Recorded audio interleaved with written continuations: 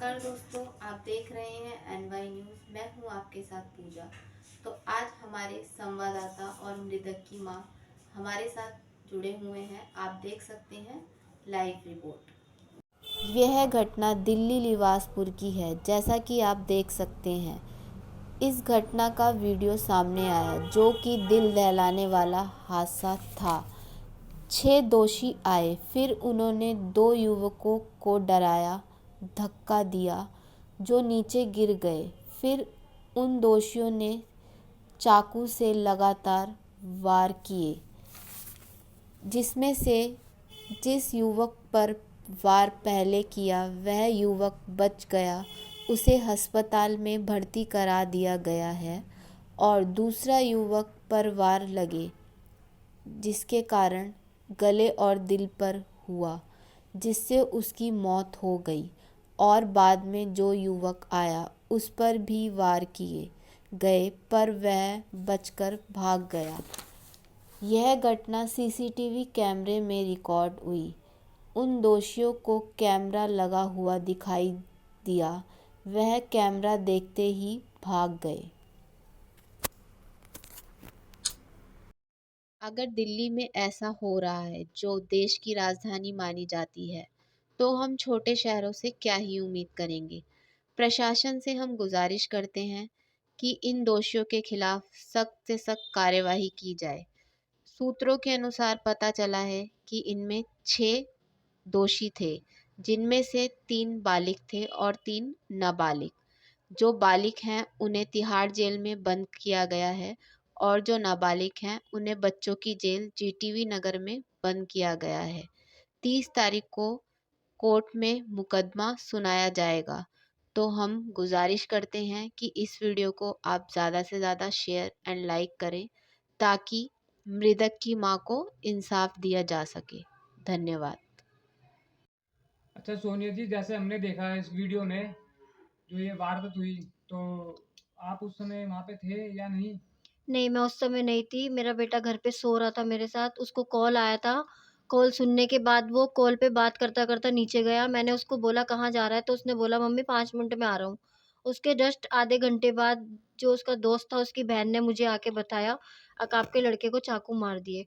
और हमें गली का पता नहीं था, तो हमें ढूँढने में 1 घंटा लग गया। जब हम वहाँ पर पहुँचे तो मेरा बेटा खून में लथपथ पड़ा हुआ था। उसने दम तोड़ दिया था वहाँ पर। वो 3 जगह गिरा था वहाँ पर और फैक्ट्रियाँ चालू थी, होम गार्ड बैठे हुए थे वहाँ पर, या उन्होंने किसी ने भी कोई कुछ एक्शन नहीं लिया। अगर गार्ड वहाँ पे फायरिंग कर देता या फैक्ट्री में से कुछ लोग बाहर निकल के आ जाते तो शायद मेरा बच्चा बच जाता। लेकिन उसमें से कोई भी बाहर नहीं आया।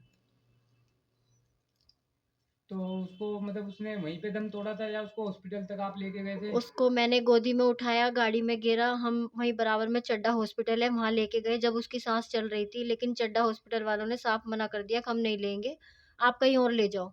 तो मेरे हस्बैंड ने उनको गाली वगैरह भी दी थी, खूब लड़ाई होने लगी थी, तो हम अपने बेटे को लेके अम्बेडकर पहुँच गए थे। वहाँ इतने पहुँचे तो उसने दम तोड़ दिया था। अच्छा, तो वहाँ यहाँ की पुलिस वगैरह ने आपको कोई सपोर्ट किया? नहीं, मुझे किसी ने सपोर्ट नहीं किया, मुझे तो थाने में जब हम पहुँच गए तो वहाँ ये पता लगा, क्राइम ब्रांच वालों ने उनको पकड़ लिया है। आप टेंशन मत लो, सुबह तक सारे कातिल आपके सामने होंगे। ओके। अच्छा सोनिया जी, आपको सरकार की तरफ से कोई सुविधा मिली या कोर्ट में वकील के थ्रू कुछ भी? नहीं, मुझे कोई सुविधा नहीं मिली और वकील मैंने कर रखा है, वो मुझसे बार-बार पैसे माँग रहा है, लेकिन मेरे पास पैसे नहीं है अभी उसको देने के लिए। मैं तो ये चाहती हूँ बस मेरे बेटे को इंसाफ़ मिले और उन कातिलों को सज़ा मिले।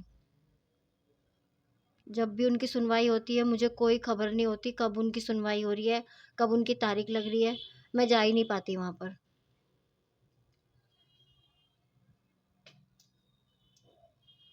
तो जो ये वकील है आपका, जी।